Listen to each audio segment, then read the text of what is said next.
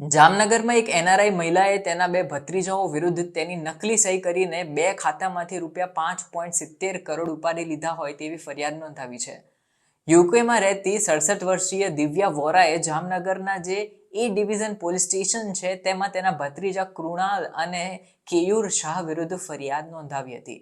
તેમની ફરિયાદ મુજબ તે યુકેથી ભારત આવી ગયા હતા અને અહીં મુલાકાત દરમિયાન તેને રૂપિયાની જરૂર હતી.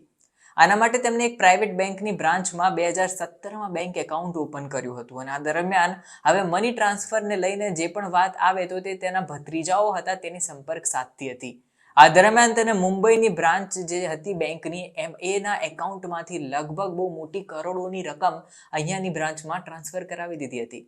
વર્ષ 2022માં આ મહિલાને તેના ભત્રીજાઓના વર્તનમાં થોડો ફેરફાર જોવા મળ્યો હતો. તેઓ તેને ઇગ્નોર કરવા લાગ્યા હતા. પહેલાની જેમ નહોતા બોલાવતા તેવો દાવો કરાયો હતો. તેમને દાળમાં કંઈક કાળું લાગ્યું હોવાની પણ માહિતી મળી. જોકે આ દરમિયાન ભારતની મુલાકાત લેવાનું તેમણે નક્કી કર્યું અને આ આખા ઘટનાક્રમનો પર્દાફાશ કરવા તેને જણાવ્યું. તે સૌથી પહેલા તો ભુજ આવ્યા અને નવેમ્બર મહિનામાં તેના એક સંબંધીના ઘરે કોઈને પણ જાણ કર્યા વગર પહોંચી ગયા હતા. આ દરમિયાન તેણે કુણાલ સાથે જે એક જોઈન્ટ એકાઉન્ટ હતું એ ચેક કરવાનું શરૂ કર્યું હતું. જોતામાં બેંકના સ્ટેટમેન્ટ વર્ષ 2022ના નીકળ્યા અને આ કિસ્સો યુકેમાં રહેતી મહિલાને યાદ આવ્યો કે જ્યારે તેના એકાઉન્ટમાં ઇન્સ્યોરન્સ કંપનીના 1.7 કરોડ રૂપિયા આવ્યા હતા ત્યારે કંઈક અજુગતું થયું છે.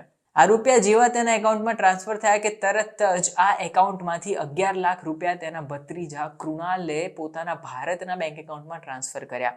આનાથી એની આંટીને કશી જાણ નથી એટલે ધીમે ધીમે કરીને તેને 99 લાખ રૂપિયા તેના કેનેડા સ્થિત જે બેંક એકાઉન્ટ હતું તેમાં ટ્રાન્સફર કરી દીધા હતા.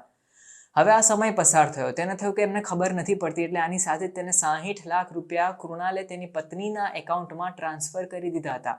હવે આ મહિલા ત્યાર પછી ભુજ બ્રાન્ચની ઓફિસે ગઈ.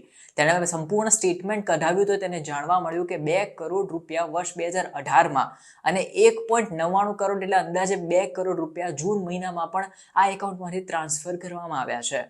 હવે યુકે રહેતી મહિલાને તો વધારે શંકા ગઈ એટલે તેને જોયું કે આ બેંક એકાઉન્ટના ડોક્યુમેન્ટ્સ ક્યાં છે.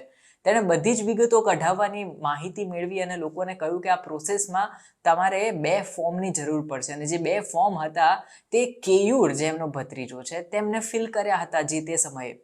એટલું જ નહીં તેમની ખોટી સહી પણ કરી હોવાનું અત્યારે આ દાવો કરીને સામે આવ્યું હતું આ ફોર્મની ઉપર. હવે આના ઉપર મહિલાએ સવાલ ઉઠાવ્યો કે જ્યારે આ બંને ફોર્મ ઉપર સહી કરવામાં આવી હતી ત્યારે હું ભારતમાં જ નહોતી, યુકેમાં હતી, તો કેવી રીતે ફિઝિકલ અહીં હું હાજર રહું અને અહીંયા સહી કરી શકું. મહિલાએ ત્યાર પછી પોલીસ ફરિયાદ કરી જેમાં તેને જણાવ્યું હતું કે મારા ભત્રીજાએ 3.99 કરોડ એટલે કે 4 કરોડ રૂપિયા મારી પાસેથી ખોટી સહી કરીને કેનેડાના એકાઉન્ટમાં ટ્રાન્સફર કરી દીધા છે. આની સાથે જ મને કંઈ પણ જાણ ન થઈ, મને કીધું જ નહીં અને એ લોકોએ મને બુદ્ધુ બનાવવા માટે મારા અને એની સાથેના જે જોઈન્ટ એકાઉન્ટ હતા તેમાં ધીમે ધીમે કરીને 1.7 કરોડ રૂપિયા પણ ટ્રાન્સફર કર્યા હતા. હવે એ ડિવિઝન પોલીસ સ્ટેશનના ઇન્સ્પેક્ટર નિકુંજ ચાવડાએ જણાવ્યું હતું કે બંને આરોપીઓની અટકાયત અત્યારે કરવામાં આવી છે. કૃણાલની પત્ની કેનેડાની નાગરિક છે અને આ શખ્સ પાસેથી ત્યાં વર્ક વિઝા હતા અને તેણે નાગરિકતા માટે પણ અરજી કરી હતી. અમે બંને આરોપીઓની પોલીસ કસ્ટડી મેળવ્યા બાદ તેમની પૂછપરછ કરીશું અને આરોપીઓ સામે છેતરપિંડી અને બનાવટી સંબંધિત જે દસ્તાવેજોની છે એની આઈપીસીની કલમ 406, 420, 465, 467 અને 471 હેઠળ ગુનો નોંધીને આગળ કાર્યવાહી કરીશું.